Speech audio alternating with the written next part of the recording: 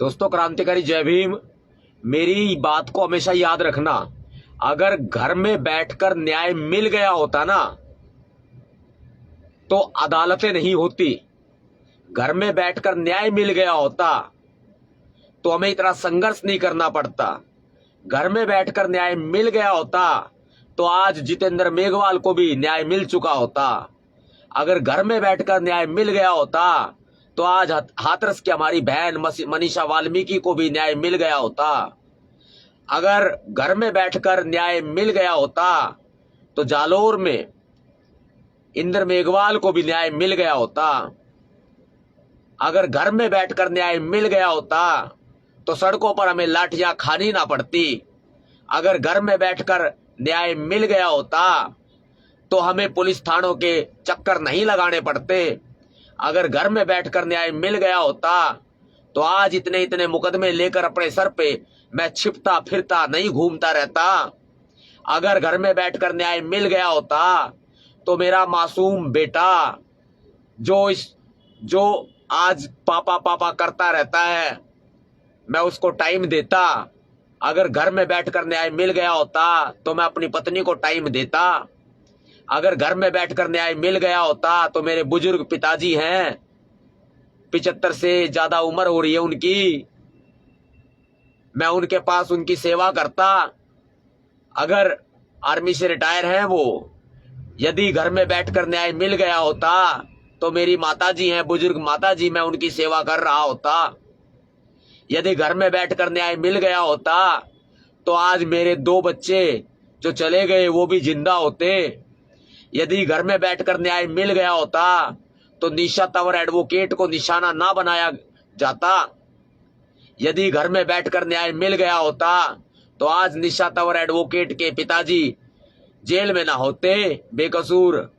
यदि घर में बैठकर न्याय मिल गया होता तो हम सड़कों पर यूं खाक ना छान रहे होते।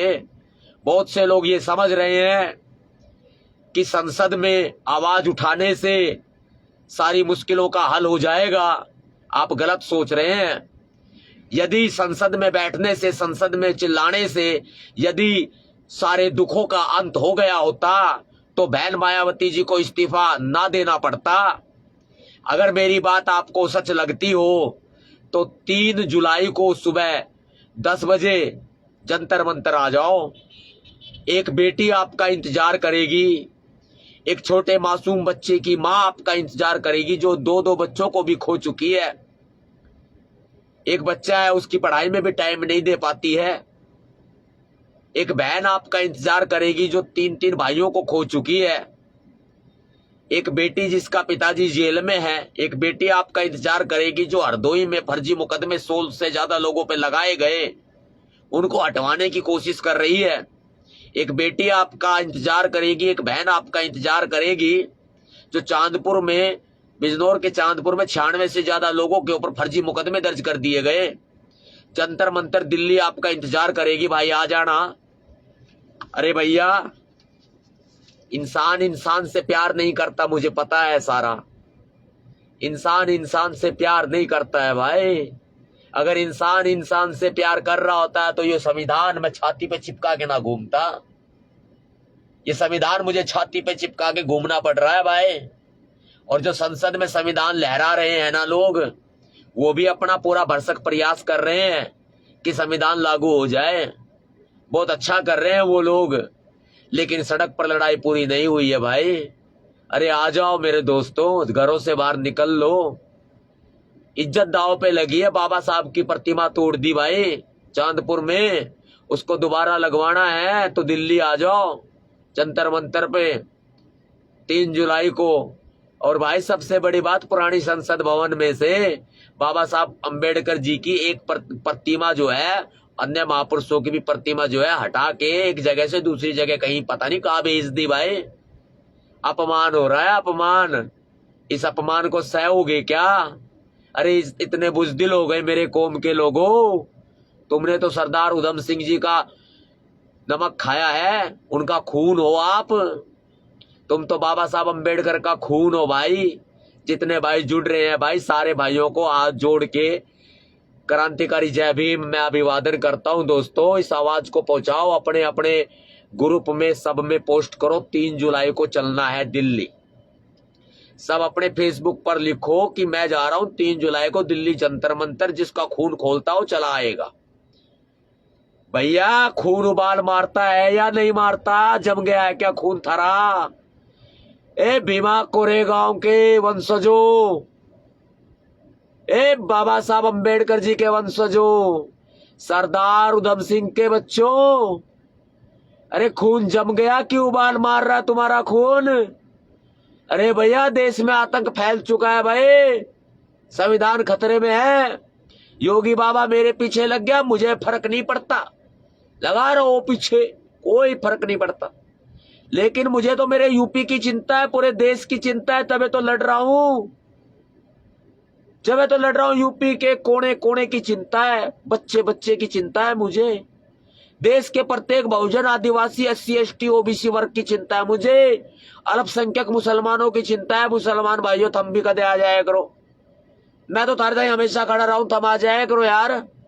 इंसानियत के रखवालों, संविधान के रक्षकों, भैया संविधान के रखवालों आ जाओ यार, आ जाओ, बचा लो भाई बहन बेटी की इज्जत, संविधान को बचा लो। 3 जुलाई को आओ भाई।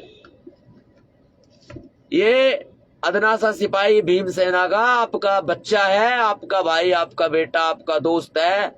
अपील करता है अपने व्हाट्सएप के ग्रुपों में लिखो आप जा रहे हो 3 जुलाई को, और वीडियो बनाओ कि मैं जा रहा हूं 3 जुलाई को जंतर मंतर सुबह 10 बजे, मान सम्मान स्वाभिमान की खातिर। आप भी आओ, वीडियो डालो, वीडियो भेजो, इंस्टाग्राम पे मुझे टैग करो, फेसबुक पे टैग करो।